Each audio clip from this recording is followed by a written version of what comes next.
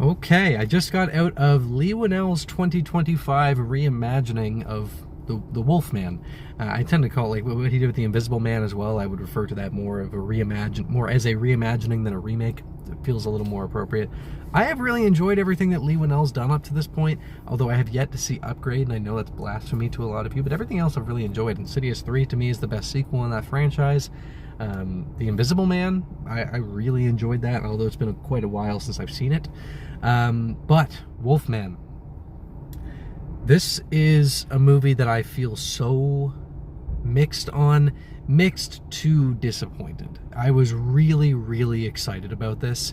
I love the angle of them treating it as an infection. I thought that was a great idea, and they do some really, really good things with it, especially through the first half of the movie. There's some great stuff with that, and there's some really disturbing body horror and unsettling scenes of the family realizing what's going on, and those were really great. When they were in the confusion of the immediate onset, I feel like was when the movie was at its best.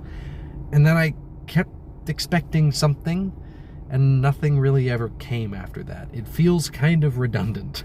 They play with this infection thing for a while, but then it's kind of just like, and then the rest of the movie happens, and there's not much of significance there. Which is really unfortunate, and it feels kind of empty, which is interesting. And I think what's happening is that they were really banking on the emotional side of things to carry this through, but these characters were not nearly well developed developed enough for the characters to be what carries you through this movie after the novelty of it has worn off a little bit.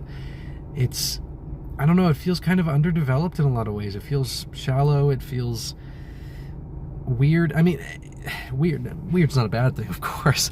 There are things that are really, really good about this, though. There were a couple scenes where I was really disturbed. There's some really interesting creative decisions with the style.